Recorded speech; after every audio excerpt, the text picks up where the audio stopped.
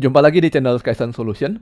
Pada video ini, kita akan membicarakan mengenai metode slice yang berfungsi untuk mengambil sebagian isi array. Bagaimana cara menggunakannya? Nah, untuk memanggil metode slice, kita perlu dua buah argumen. Yang pertama untuk menentukan indeks awal, dan yang kedua adalah untuk menentukan indeks akhir. Sebagai contoh, kita panggil metode slice dengan argumen 2 dan 5. Ketika menjalankannya, maka browser akan memotong isi array dimulai dari indeks kedua hingga ke indeks sebelum 5. Artinya data yang diambil adalah indeks 2 hingga 4. Data ini akan di-copy ke array baru dan dikembalikan ke kita, sedangkan array awal tidak mengalami perubahan sama sekali.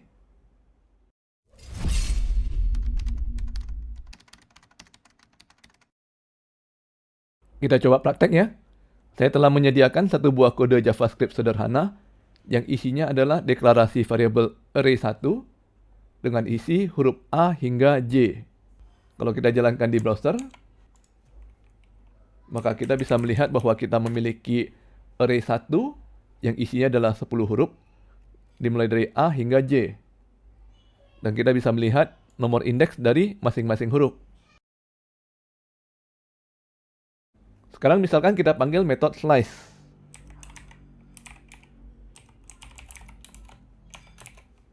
Nah, di browser menunjukkan bahwa argumen yang dibutuhkan adalah start dan end. Namun di bagian depannya ada simbol tanda tanya ya, yang menunjukkan bahwa argumen ini tidak harus diisi. Jadi kita bisa memanggil metode slice tanpa argumen sama sekali.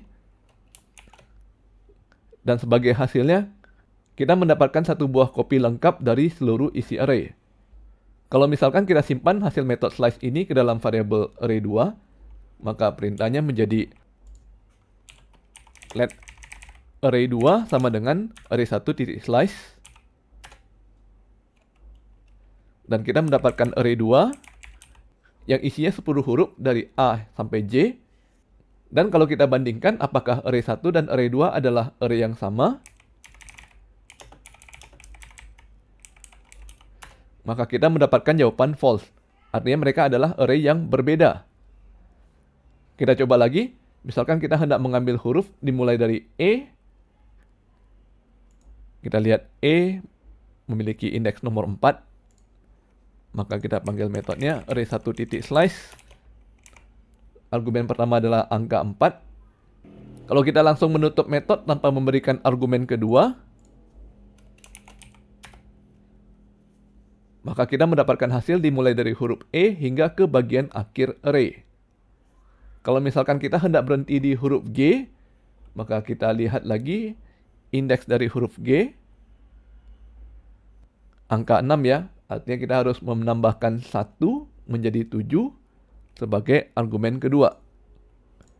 Metodenya menjadi array1.slice 4,7. Dan kita mendapatkan huruf E, F, dan G.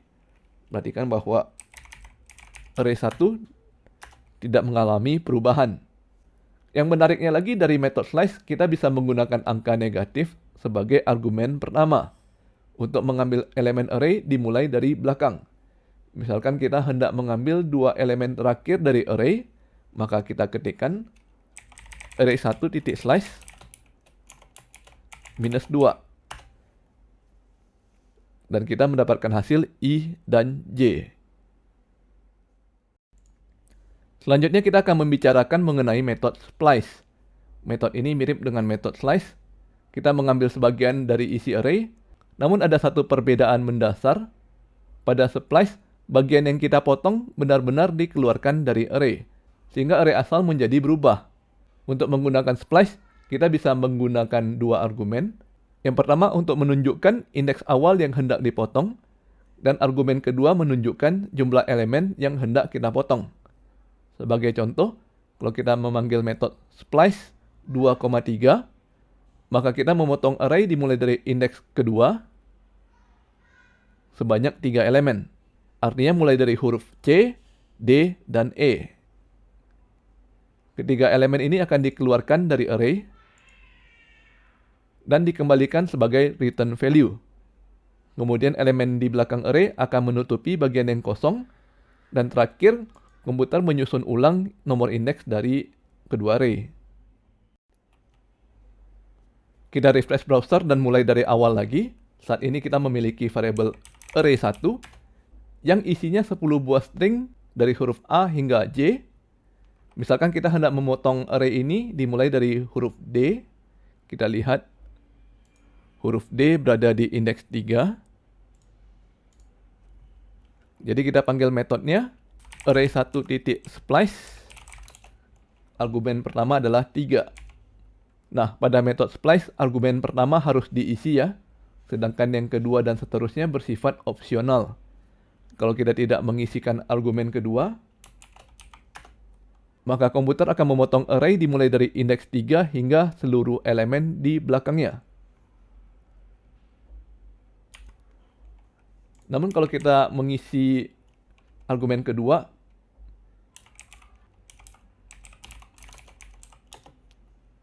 misalkan kita ingin memotong 2 elemen saja, maka kita isikan dengan angka 2. Sebagai hasilnya, komputer mengembalikan array yang isinya 2 elemen, yaitu D dan E. Perhatikan bahwa indeks pada array baru ini telah disusun ulang mulai dari 0. Sedangkan kalau kita lihat lagi isi dari array 1,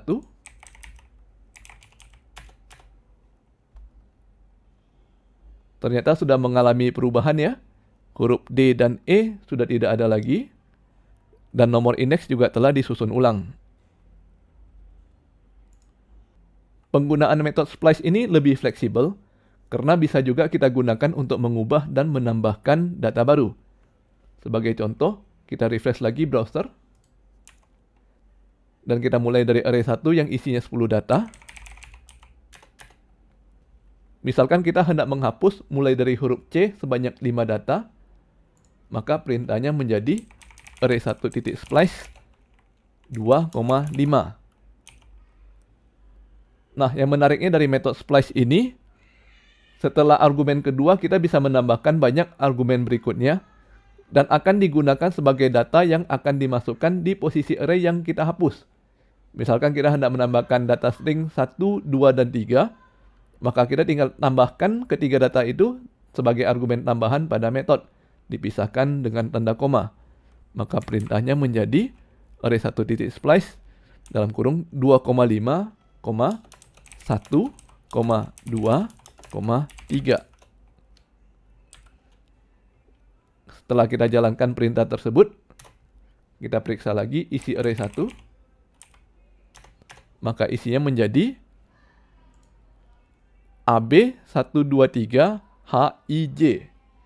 Jadi kita membuang elemen dimulai dari huruf C sebanyak 5 buah, dan kemudian kita masukkan data baru yaitu string 1, 2, dan 3 di posisi huruf C tersebut.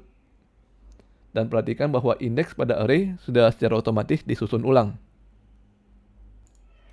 Nanti teman-teman bisa mencoba sendiri metode splice, di mana kalau kita akali argumennya, satu metode splice ini bisa menggantikan 4 metode push, pop, shift, dan unshift yang telah kita pelajari pada video sebelumnya.